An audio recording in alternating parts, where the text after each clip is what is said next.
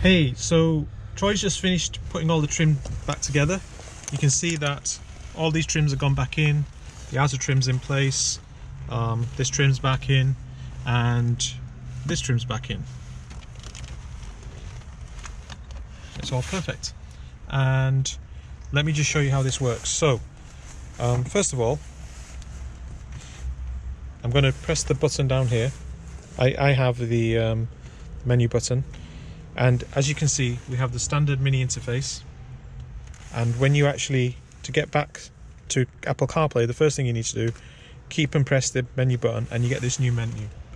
And you can choose between iOS, Android, USB, mirroring or your iPhone, and the settings. Now let's just go back to down here. If you want to use the cable to connect to Apple CarPlay, so come down here, you no longer use the factory USB, which is here. There's this other USB which has been installed by Troy, and if I just plug that in, and I'm going to take it a bit back, you'll see, thank you Troy, you'll see then this will go a different colour. This will go green. Oh, and Apple CarPlay's come up. And just to show you, iPhone, sorry about that, I've got Bluetooth services off, so it's actually working through the cable connected to this secondary port, and it charges your iPhone, and I've got an iPhone 12, so that all works and integrated well. You could actually plug your iPhone into the other USB socket here. You wouldn't get Apple CarPlay coming up on the screen, but what you could do, just to show you the example, is if I unplug this and then plug it into the factory USB, as you'll see, Apple CarPlay is actually not being recognized. However, if I go to my Bluetooth and switch on Bluetooth, Apple CarPlay will connect via Bluetooth, and I've got it connected here. You'll see it's gone green there, and it's now via Bluetooth. Bluetooth, so it's wireless Apple CarPlay. And just to prove the point, I've unplugged the cable and we still have Apple CarPlay. And the way you operate Apple CarPlay on this particular unit, you can't use the touchscreen functions while you're in Apple CarPlay. So as you can see, I have to use the wheel and get around just for the Apple CarPlay function. And like I said, it will work for Android as well. So I'll go into my Spotify and go into my music and my 80s remix that I really like. Let's just pick a song. There we go.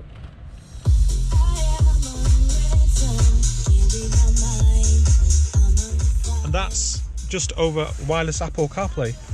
So you don't even need to use this USB if you don't want. But I think with USB and wire connection, you might get a slightly better sound quality. I've got Harman Kardon speakers, so the quality is quite good. So I could actually jump in, connect automatically using wireless, and if I want to charge it, I could use this cable, or I could plug into this cable. So I've got two USBs. Now, one thing I will say is when you set Apple, just remind you have to use this wheel. It's not touchscreen when you're in Apple CarPlay. But if I press it back again and go back to the mini menu, it now becomes touchscreen again. So you don't lose the touchscreen functionality when you're actually in the mini menu.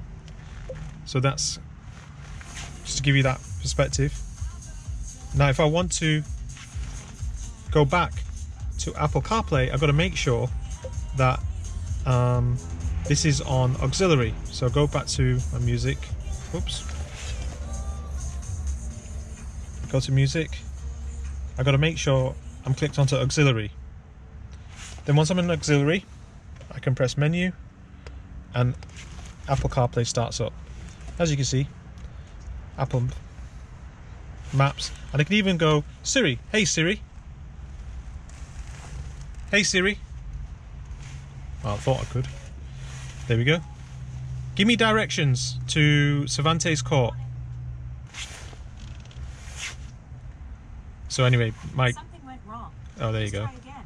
So you can see Siri works as well. So it makes it totally wireless. Now, one thing that Troy, one thing you wanted to mention is we have an auxiliary port on this car, and there's an extra step if you didn't have an auxiliary port. Do you want to explain that? Yeah, so if you don't have an auxiliary, you're going to need to get a coding cable so you can code auxiliary into your factory head unit. If you go into the factory menu and you go to your music, he has the auxiliary in here. Now, if yours doesn't have auxiliary, if it doesn't say auxiliary, this is basically the simple way to find out, because they put auxiliary ports in different places. So if you don't know where one is, or if it's coded and still doesn't have one, as long as it says aux there, you don't have to do coding. If it doesn't say it, then you have to get the special cable, and there's a few extra steps that you have to do to code it in. And what's another thing I wanted to mention is, when you are in your factory menu, you can still listen to any music off the CarPlay and everything, as long as your auxiliary is selected. Awesome, thank you. So there we have it. It's BMW 2018 Mini Clubman 2018, Apple CarPlay fitted, and you know, my daughter's all set up now, which is what I was trying to do. Job done. There she goes.